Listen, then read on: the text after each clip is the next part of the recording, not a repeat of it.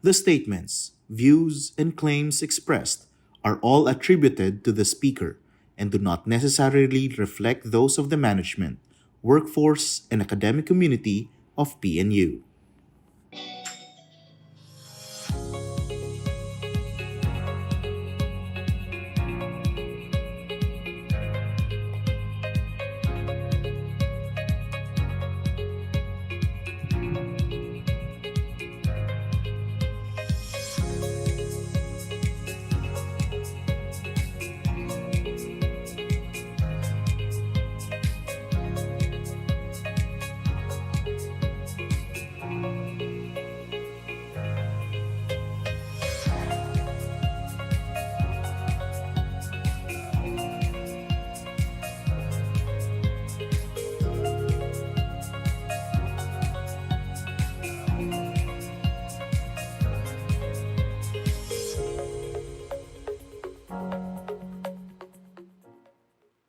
Welcome to PNU Talks, Teaching and Advocacy for Lifetime Knowledge and Skills Version 2, Sustainable Development Goals SDG Series.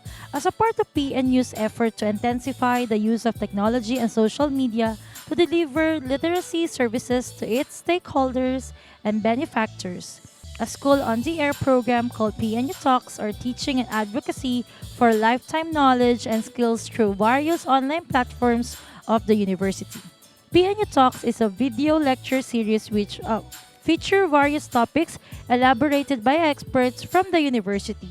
It will be premiered through the official Facebook page of the PNU across PNU system. This year, PNU Talks will focus on SDG series.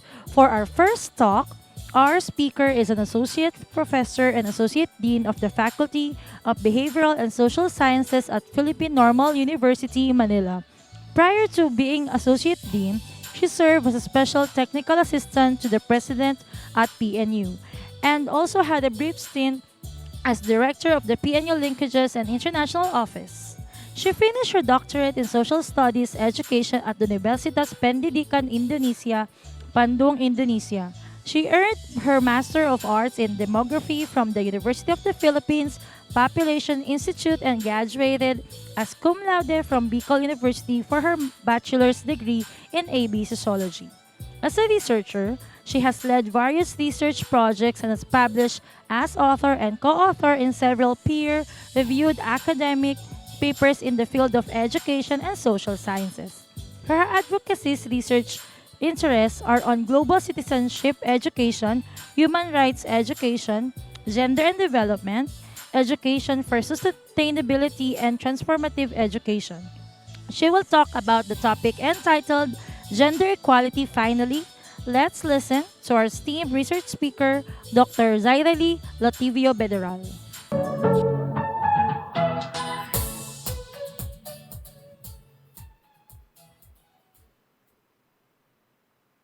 Good day, everybody, and thank you for that very kind introduction. All right, so for today, I was given the topic to discuss for this SDG series of PNU Talks, the gender equality, finally, and I've added SDG 5 at the midpoint. I will have three major points to talk about today. And that will be first, the SDGs and SDG 5 at the midpoint. All right. And I'll briefly talk about SDG 5 in the pandemic and in the Philippine context. And I'll also discuss the call to action. What are we now going to do in the next half of the SDG 5? All right. And to begin with, I'd like to introduce to you briefly the SDGs. And many of us already know about the background and where it all started. But just to give you an overview again, in September 2015, 193 UN member states adopted a global plan of action called Transforming Our World, the 2030 Agenda for Sustainable Development. The 2030 Agenda, also known as the Global Goals, consists of 17 goals. It has 169 targets, which serve as the blueprint to achieve a better and more sustainable future for all. It is built on three pillars of sustainable development, namely the environmental sustainability, social inclusion, and economic development.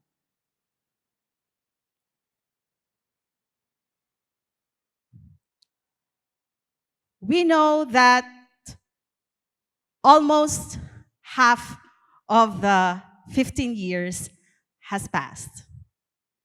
We are now around at the midpoint, ladies and gentlemen, halfway towards achieving the targets, our goals. It's important that we examine how we are doing so far in order to know if we are likely to achieve the global goals in 2030. However, we need to look at some context here. Significant strides were done that jump-started the gains of SDGs in the first few years from the launching of the global goals. However, as we all experienced, in the beginning of 2020, and actually before ending 2019, we have experienced the pandemic. And the pandemic is experienced all over the world. Along with the pandemic, we experienced other catastrophic events, natural disasters, and wars.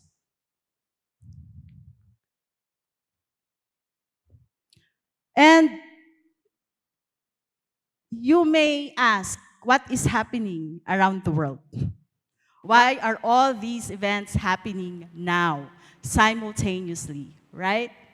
Well, experts, social scientists, actually describe this phenomenon as polycrisis.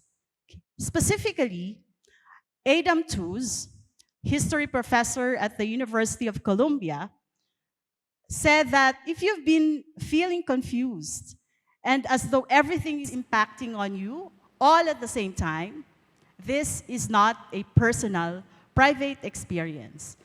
This is actually a collective experience that he attributed to what he calls polycrisis.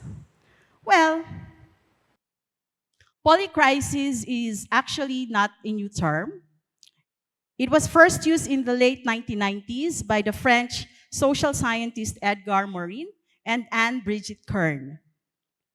This is to describe the interwoven and overlapping crises facing humanity, especially in the ecological sphere.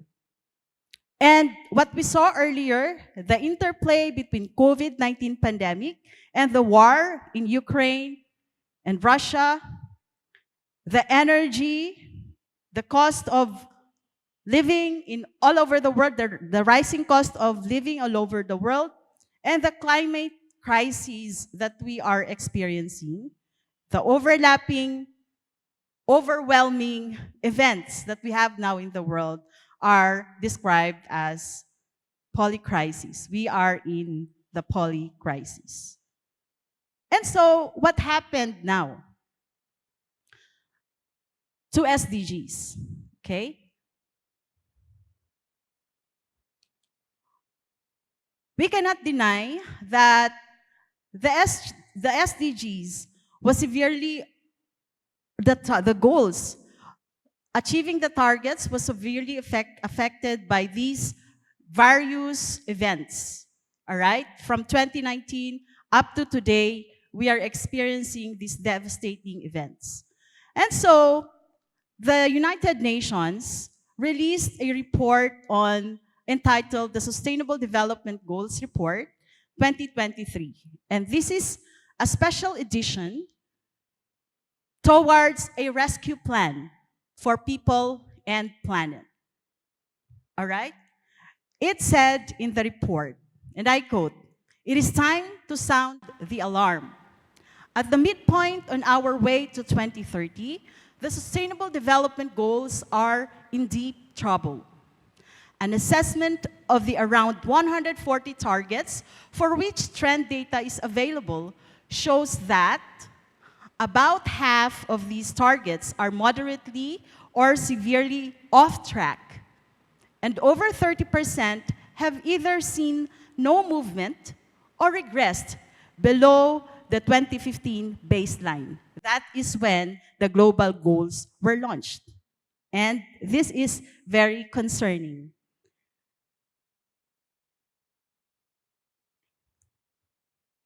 Now, since my talk is about SDG 5, I have to focus now on what are now the impacts of these events, the polycrises, to SDG 5 specifically. Okay? Now, SDG 5 aims to achieve gender equality or equality and empowerment to all women and girls. Okay? It has 9 targets and 14 indicators. All right, so for SDG 5, the main goal is to achieve real and sustained gender equality in all aspects of women and girls' lives. All right?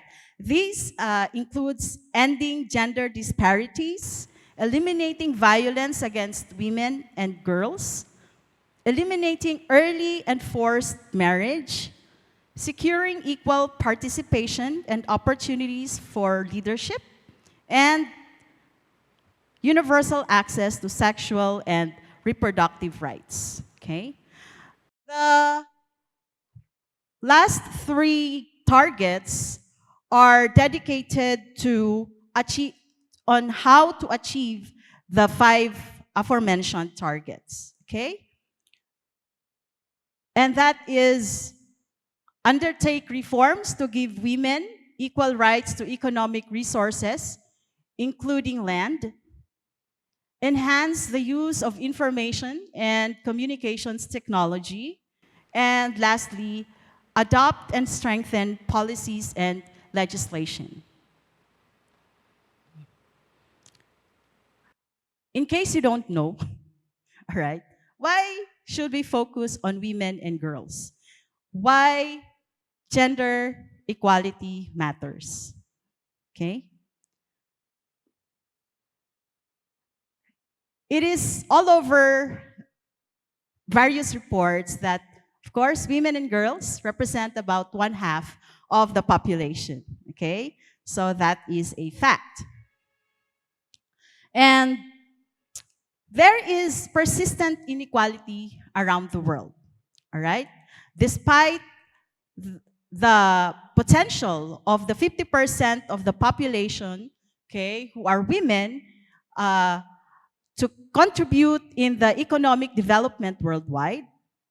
Across the globe, women and girls perform a disproportionate share of unpaid domestic work. Also, women continue to be underrepresented at all levels of political leadership. Moreover, 35% of women aged 15 to 49 have experienced physical and/or sexual intimate partner violence or non-partner sexual violence. Also, 1 in 3 girls aged 15 to 19 has experienced some form of female genital mutilation, or also known as FGM, or cutting in some countries. And this is all over 30 countries in Africa and the Middle East. So, and of course, I have to mention that this female genital mutilation is actually harmful to young girls because it's related to risk of prolonged bleeding, infection, childbirth complications, infertility, and even death. Now, so what we have achieved so far, all right? Halfway to 2030. According to the United Nations, in the 2023 report, okay, the world is not on track to achieve gender equality by 2030. This is sad. Out of the 5 targets, only 15% is on track, 62% is at the moderate distance, and 23% is far or very far off track. And just to give you the forward-looking, or at this pace that we are having today, what are we expecting? At this pace, where are we heading? How much longer do we need to achieve the 2030 goals? All right? At the current rate, it will take around 300 years to end child marriage. Okay? About 286 years to close the gaps in legal protection and remove discriminatory laws. Also, it will take around 140 years to achieve equal representation in leadership in the workplace. What do all these data mean?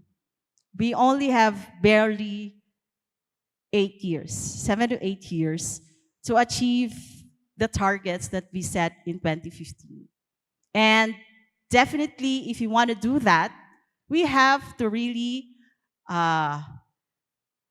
fast track all the efforts and heighten our alert level in terms of joining hands to achieve the global goals, especially for SDG 5.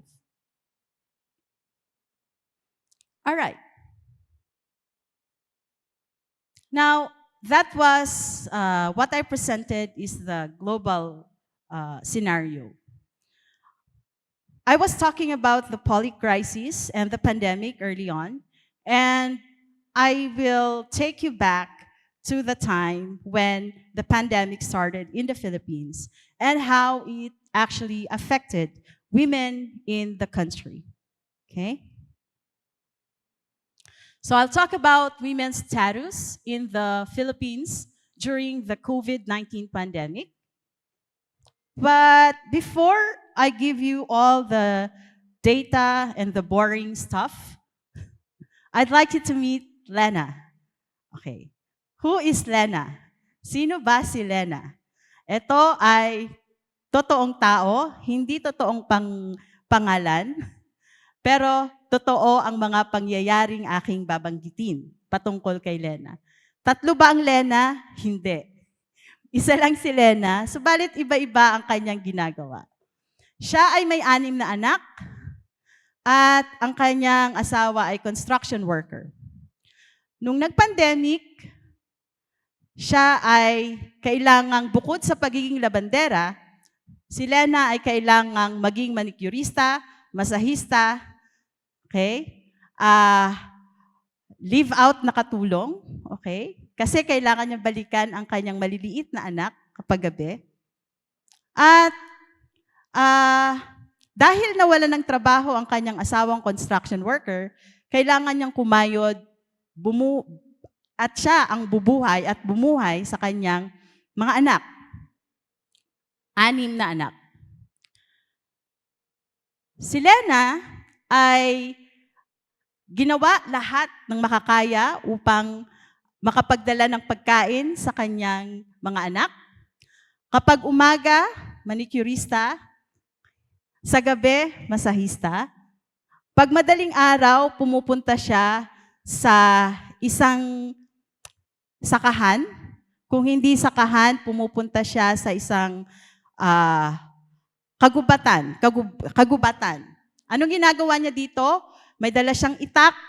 Pupunta siya doon upang sakahin o kumuha ng mga gagawing walis tingting para ibenta niya kinaumagahan o sa mga araw na wala siyang pupuntahan para i-manicure o imasahe, di ba?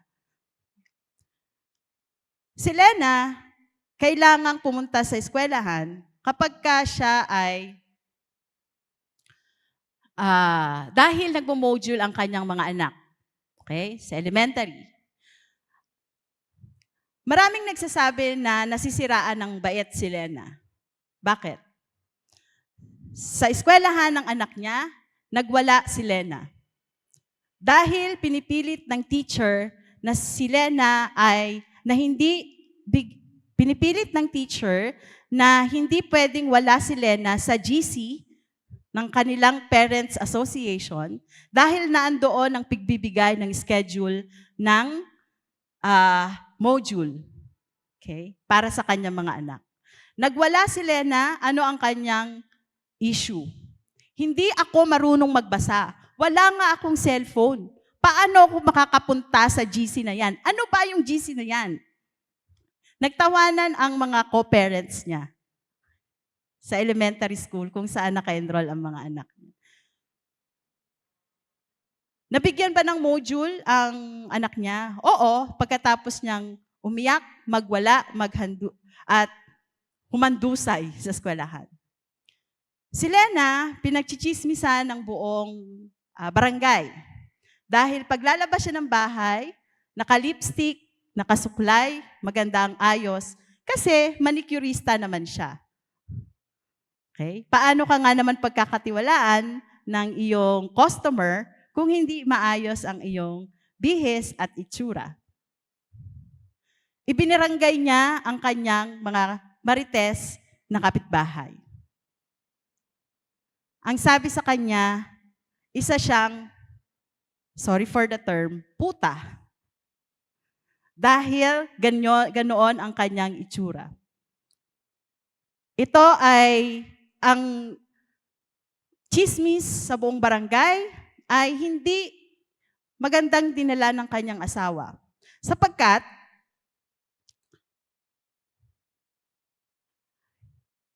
instead of supporting her, okay, hindi siya sinuportahan sa kanyang apila sa barangay. Ang ginawa sa kanya, pagkatapos sa barangay, binugbog siya ng kanyang asawa. Isang umaga, si Lena kinailangan pumunta sa gubat kung saan kailangan niyang kumuha ng pangwalis tingting na ibebenta niya. 3:00 ng umaga. Kailangan niyang umihi bandang mga 5:00 ng umaga. Umupo siya. Subalit may paparating na isang lalaki at siya ay pinagtataga. Bakit? Akala daw ay magnanakaw si Lena. Si Lena, lahat ng paraan para sa anak niya, para sa pamilya, noong pandemya. Hanggang ngayon naman. Subalit, tatanungin natin, ano ba talaga ang danas ng mga kababaihan noong pandemya? Parang napaka-over naman ang kwento ni Lena. Okay. Again, kilala ko si Lena, kaya alam ko ang bawat kwento niya. Babalikan natin ang life update ni Lena pagdating ko sa dulo ng aking talk. Subalit, lahat ng iyon ay nangyari kay Lena noong pandemya. Ano ba ang nangyari sa iba pang kababaihan? Sa mga Pilipina, sa mga batang babae noong pandemya? Batay sa isang report, okay, na ginawa noong April, inilabas ng United Nations Women noong April 2020 at ito ay nagkaroon ng update noong June 2020. Okay? Ang report ay pinamagatang Gender Snapshot, COVID-19 in the Philippines. According to this report, women and girls in the Philippines faced heightened vulnerability to gender-based violence, more than the global average. Tatandaan natin ano ang konteksto ng ating pandemya sa Pilipinas The Philippines is the country that had the longest and strictest lockdowns in the world. Naalala nyo? And of course, the pandemic had tremendous negative impacts on women and girls in the country. The reports highlighted that the pre-existing gender and social inequalities in the Philippines have been exacerbated during the pandemic. Binubugbog ba sila ng asawa niya bago magpandemya? Sagot, oo. Gumagawa ba siya ng trabaho magmula umaga hanggang hating gabi, madaling araw, bago magpandemya? Sagot, oo. Pero hindi niya kailangang pumunta sa eskwelahan at magwala dahil hindi binibigyan ng module ang anak niya dahil siya ay illiterate at walang cellphone. Ibig sabihin, ang mas mahirap na nabuhay ni Lena ay mas naging mahirap pa noong pandemya.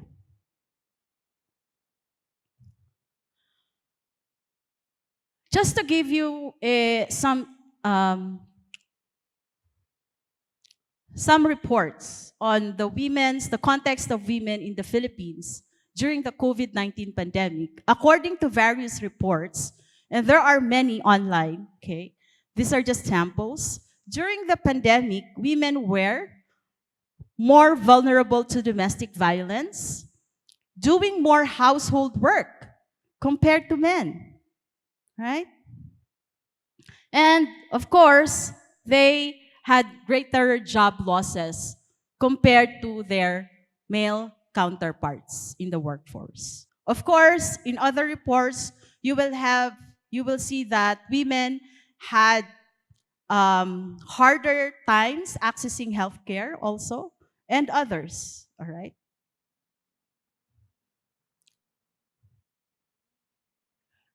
There is one article and study by Brisk and Fost in 2020. They wrote an article called Women's Rights in the Philippines in an Era of Authoritarianism. Again, this is the time of Duterte's administration. Their article is about the authoritarian response of the Duterte government on the pandemic. And the authors argued that during the pandemic, Duterte's administration has militarized law enforcement in implementing the lockdowns, as shown by the hundreds arrested, allegedly violating lockdown regulations. Brisk and Fost in 2020 highlighted that the Philippines ranks high in gender equity due to women's high levels of education, labor force participation, and history of political participation. But women's status and conditions are undermined by poverty, gender-based violence, often exploitative overseas migration for domestic service, and lack of reproductive rights. So,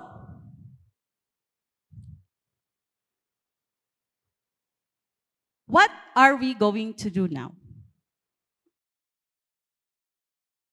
So, earlier, I showed you some data, global data on the achievement of Goal 5, SDG 5.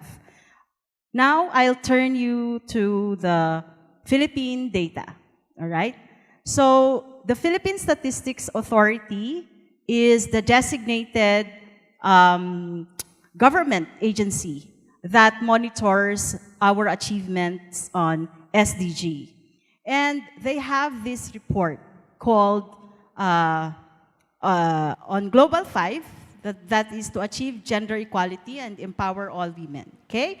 And you have their goals, targets, indicators, the baseline, which was in around 2015, and the latest data they have available, and of course, vis-a-vis the target, all right?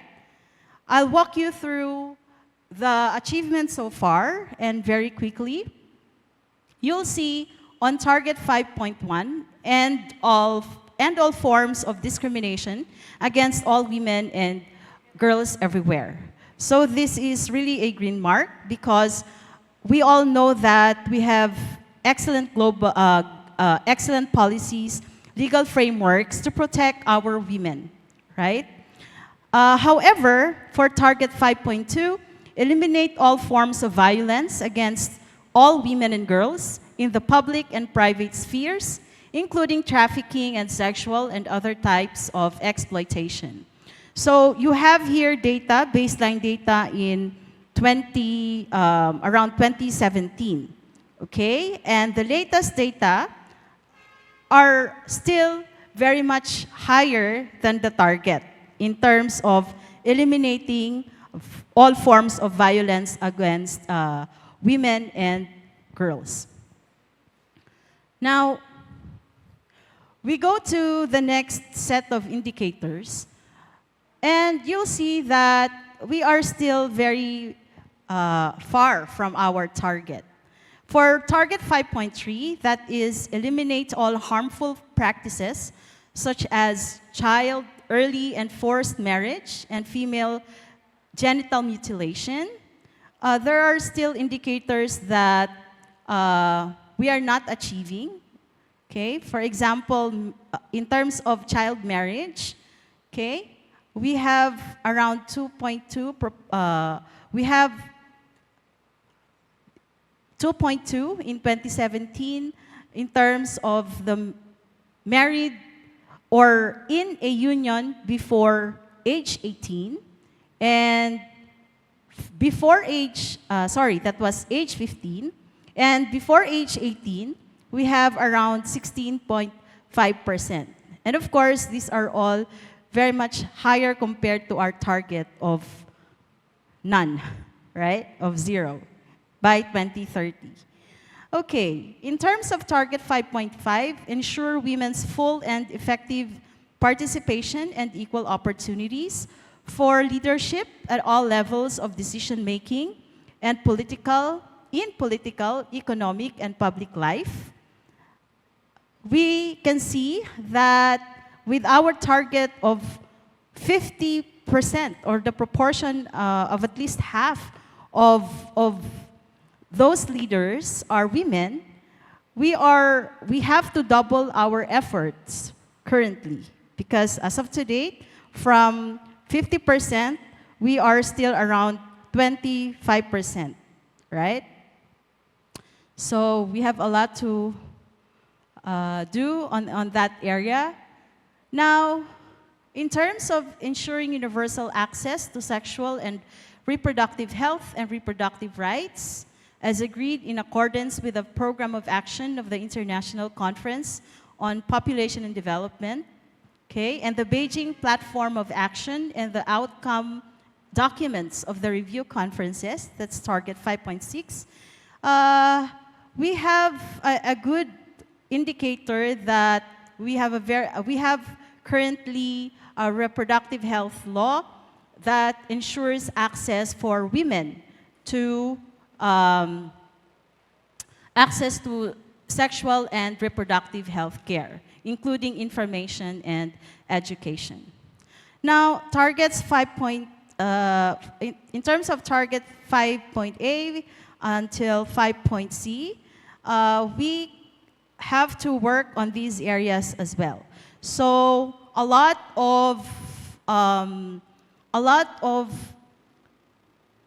indicators under this target. For example, undertaking reforms to give women equal access to economic resources, as well as access to ownership and control over land and other forms of property, financial services, inheritance, and natural resources, according to national laws, all right?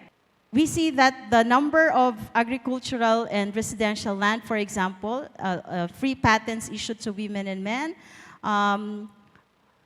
we have to also work on these areas, all right? Also, compared to, there are still, of course, much more, okay, men who are given patents and other land ownerships, Okay? And of course, in terms of 5-point C, okay, I think we're doing good on this area. That's the proportion of countries with systems to track and make public allocations for gender equality and women's empowerment. And we have a very good gender and development policy for implementing the 5% 5% share for gender in development in our budget in all agencies. Okay? All right, so counting the red X and the check marks, okay, we see that, you know, there are still a lot of areas that we have to work on in terms of SDG 5. Okay? All right, so I will not, you can read and download this table from the internet, okay? So, we now go to the call to action, okay? And for this